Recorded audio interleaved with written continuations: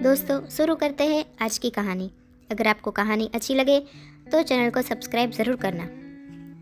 अरे नमिता, शाम के 7 बज गए हैं, अब तो उठ जाओ।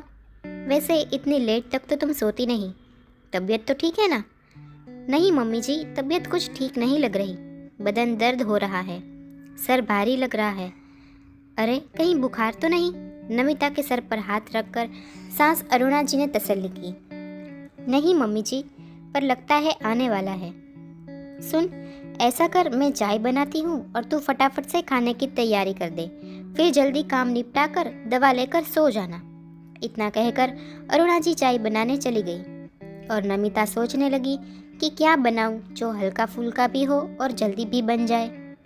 बदन दर्द की वजह से काम करने का मन नहीं हो रहा था, लेकिन करना तो पड़ेगा ही। खैर, मम्मी जी के हाथ की चाय मिल जाएगी तो थोड़ा ठीक लगेगा। अभी नमिता यह सोच ही रही थी कि अरुणा जी ने उसे आवाज़ लगाई। नमिता, छोटे डब्बे में चाय पत्ती नहीं है, जरा बड़ा डिब्बा ऊपर से उतार दे। तो मुझसे हाथ ऊपर होता नहीं, हमेशा बाजू में दर्द रहता है, क्या करूं? अगले ही पल नमिता ने बिस्तर छोड़ा और किचन की तरफ चली गई। किचन में घुसते ही बर्तनों का भंडार दिख गया। बिखरा हुआ किचन और स्लैब बता रहा था कि बच्चों ने शाम को सैंडविच बनाकर खाए हैं। किचन की हालत देखकर उसे गुस्सा आने लगा। सबसे पहले चाय पत्ती का डब्बा उतारा और चाय चढ़ाई, जो कि अरुणा जी अधूरी छोड़कर फ़ोन पर बात करने चली गई थी। फिर बिखरा हुआ किचन का सामान समेटने लगी। इतने में चाय बन के तैयार हो गई। चाय छानकर नमिता अरुणा जी के कमरे में लेकर गई। मम्मी जी, कढ़ी खिचड़ी बना देती हूँ, हल्का भी है और जल्दी भी बन जाएगा।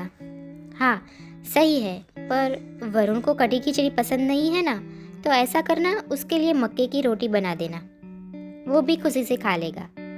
मम्मी जी, या तो ऐसा करती हूँ कि बाहर से ही कुछ मंगवा लेती हूँ। नहीं नहीं बेटा, बाहर का खाना मुझे हजम नहीं होगा, तू तो कढ़ी खिचड़ी ही बना दे। ठीक है मम्मी जी।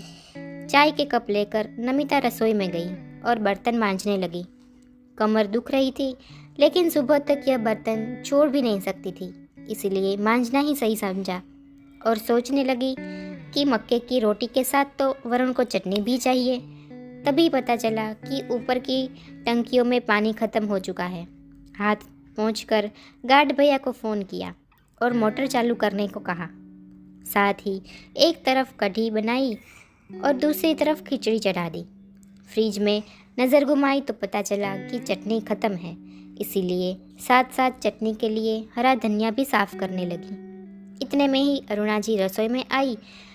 अरे नमिता, धनिया मुझे दे दे, मैं साफ़ कर देती हूँ और चटनी भी बना देती हूँ, तू ज़रा आराम कर ले। ठीक है मम्मी जी। वैसे कढ़ी खिचड़ी बन गई है, मक्के की रोटी गरम गरम सेक दूंगी और काफ़ी सारा धनिया साफ़ हो गया है, आप चटनी बना लीजिए। मैं ज़रा कमर सीधी करके आई। इतना कहकर नमिता अंदर गई तो देखा कि बेटी ने अपने प्रोजेक्ट के लिए पुराने अखबार बेड पर फैलाकर कुछ ढूंढ रही थी। त्रिशु, ये बेटा क्या कर रहे हो? अखबार क्यों फैला के रखे हैं? चलो हटाओ ये सब, मुझे आराम करना है। इतना कहकर नमिता ने सामान एक तरफ किया और आराम से बैठ गई। अभी केवल 5 ही मिनट हुए थे कि वरुण का आगमन हो गया। बेटी को पलंग साफ करने के लिए बोलकर नमिता किचन में आ गई। खाना गरम किया, मक्के की रोटी सेकी और सभी को खाना भी परोस दिया।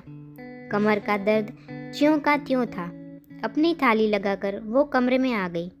देखा तो पलंग अब तक बिखरा पड़ा था। अब नमिता का गुस्सा 7वें आसमान पर था, लेकिन उनके हाथ में खाने की थाली थी, इसीलिए उसने थाली एक तरफ पटक कर बच्चों को डांटना सही नहीं लगा, क्योंकि ये अन्न का अनादर था। लेकिन अगले ही पल जब वह पलंग पर बैठी तो कमर दर्द के मारे आंखों में आंसू आ गए और वह कराहने लगी। आवाज़ सुनकर वरुण भी कमरे में आ गए। क्या हुआ नमिता, तुम ठीक तो हो ना? बेटा, इसे कल से बुखार जैसा लग रहा है, कमर में भी बहुत दर्द है। मैंने तो कहा था कि आराम कर ले। नमिता, ज़्यादा दिक्कत थी तो बताना चाहिए था ना, और माँ ने जब कहा कि आराम कर लो तो आराम क्यों नहीं करती? वाह वरुण वाह, कितना आसान है यह कह देना कि आराम कर लो, लेकिन कैसे करूँ यह भी तो बताइए। दर्द के मारे मैं बैठ भी नहीं पा रही हूँ, लेकिन ऐसे में किसी से मदद की कोई उम्मीद नहीं है मुझे। बच्चों को पता था कि मेरी तबीयत ठीक नहीं है, फिर भी पूरा किचन फैलाकर छोड़ दिया था। ऊपर से प्रोजेक्ट के नाम पर पूरा बेड बिखेर कर रख दिया है। कमर सीधी करने का भी जगह नहीं है। आपको भी पता है कि मेरी तबीयत ठीक नहीं है, लेकिन बोलने के बावजूद भी आप थोड़ा जल्दी नहीं आए ताकि डॉक्टर के पास जा सके। अरे इतना भी नहीं हुआ आपसे तो फिर किसी मेडिकल शॉप से कोई दवाई ही ला देते, लेकिन नहीं।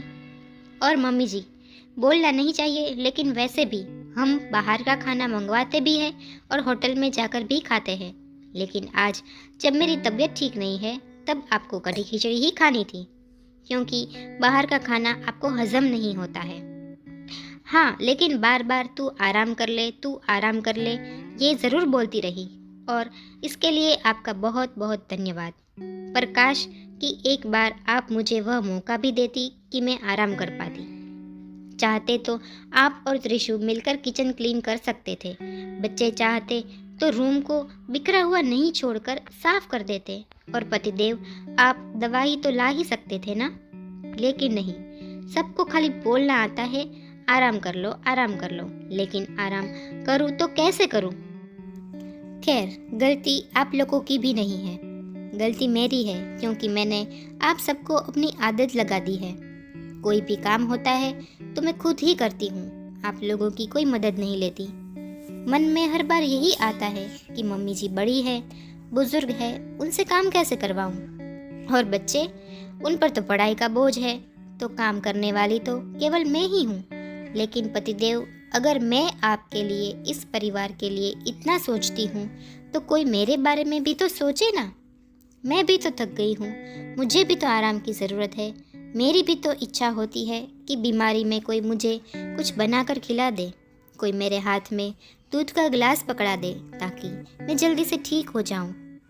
इतना सब कुछ कहते कहते नमिता का गला भर आया था। दिल में छुपी हर बात आज जुबान पर आ गई थी। सबकी नज़रें झुकी हुई थी। आज नमिता के बुखार ने सबकी आंखें खोल दी थी। झुकी हुई नज़रें बता रही थी कि सभी को अपनी गलती का एहसास था। मम्मी सॉरी, लेकिन आप उठ जाओ। आप एक काम करो, हमारा रूम बिल्कुल क्लीन है, आप वहाँ पर जाकर बैठो, मैं आपके लिए खाना गर्म करके लाती हूँ। त्रिशु ने नमिता को सहारा देकर उठने में मदद की और अपने कमरे में लेटा दिया। वरुण चुपचाप अपनी गाड़ी लेकर मेडिकल शॉप पर गए और नमिता के लिए दवाई ले आए। त्रिशु ने खाना गर्म किया और नमिता को अपने हाथों से खिलाया। वरुण ने दवाई लाकर दी और मम्मी जी ने गर्म दूध। फिर मम्मी जी ने किचन साफ किया और बच्चों ने नमिता का बेड क्लीन करके तकिया लगा दिया। यह सब कुछ देखकर नमिता की आधी तबीयत तो वैसे ही ठीक हो गई। अगली सुबह जब वो उठी तो हर कोई घर के काम में उसकी मदद कर रहा था, जिसे देखकर वह प्रफुल्लित हुए जा रही थी। बस इतनी सी थी ये कहानी। दोस्तों, अगर आपको ये कहानी अच्छी लगी हो तो वीडियो को एक लाइक करना, शेयर करना और चैनल को भी सब्सक्राइब कर लेना। धन्यवाद।